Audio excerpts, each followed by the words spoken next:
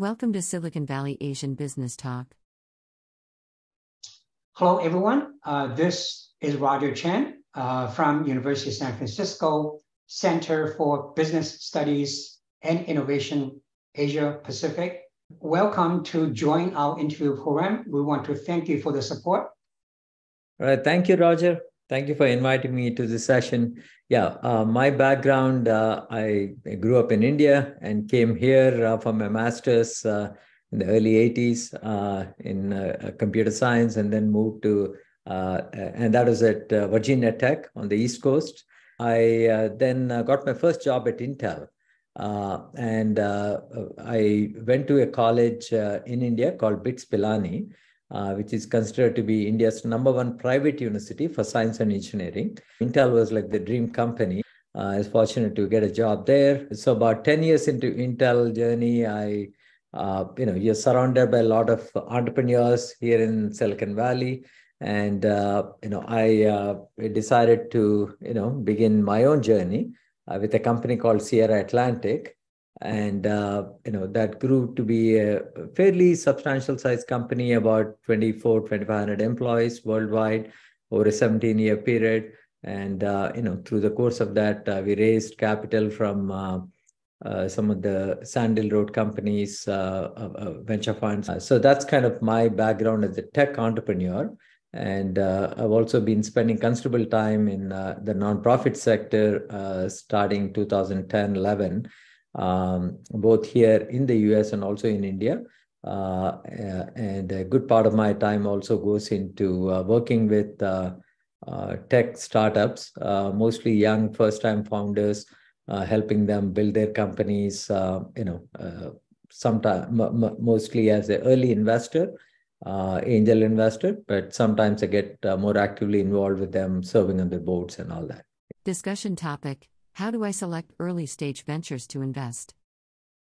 Have you made a kind of mistake or misjudged the new venture market opportunities? And, if the answer is yes, what's the lesson you learned about evaluating the new venture market opportunity? And so what's the criteria you're following now when you evaluate venture opportunities? Yeah.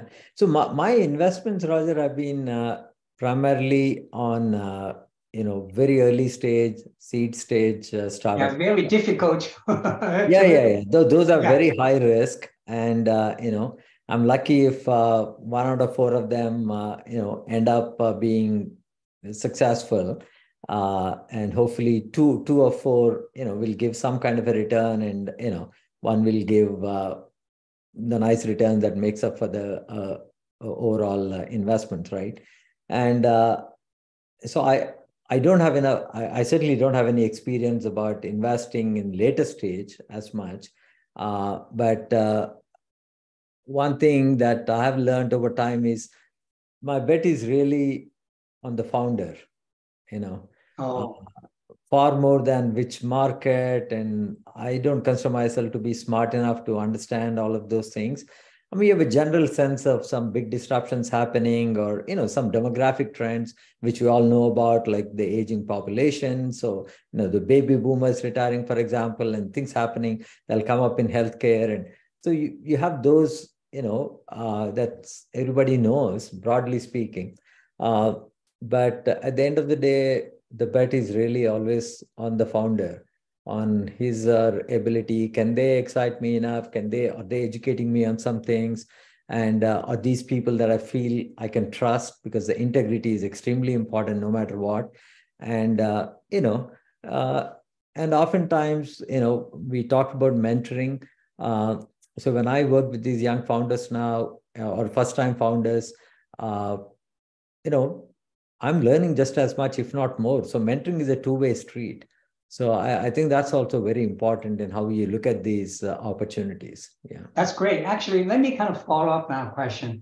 So basically, you say after so many years of your investment, even angel investment journey, you bet less on the product on the market and bet more on the founders.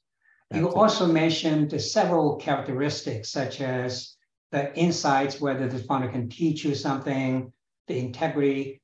Do you have any other things to share? What do you really bet or look for the founder to make you say yes or no, beside the things you already talked, which is very, very important? Yeah.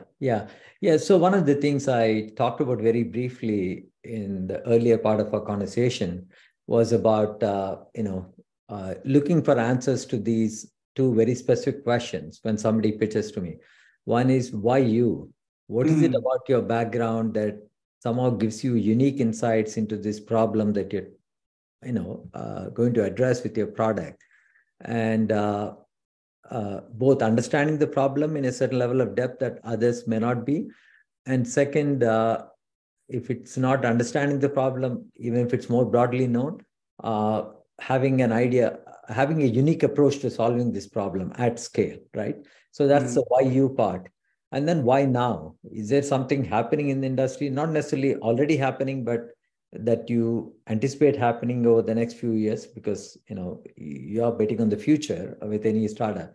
And so I would say I have to get a clear answer to those two questions. And if it's not already in their pitch, I try and sort of get to the essence of that. And but the reality is, at the end of the day, I recognize I'm not going to get them all right. And if I get even half of them right, I'm probably doing better than, I'll be in the top 10 percentile, right, of angel investments.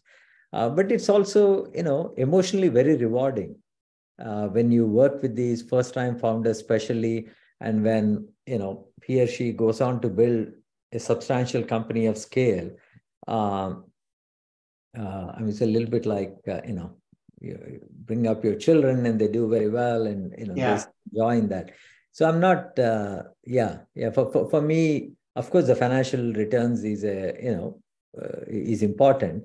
But the joy of seeing some of these founders grow, like the one that I mentioned earlier, it took them 5 years to get to the million ARR now, and that is a real struggle. I give a lot of credit to the founder for staying through that. And I consider myself lucky now. I'm also part of his journey as he taking it from 1 to 25 in just 3 short years. Yeah.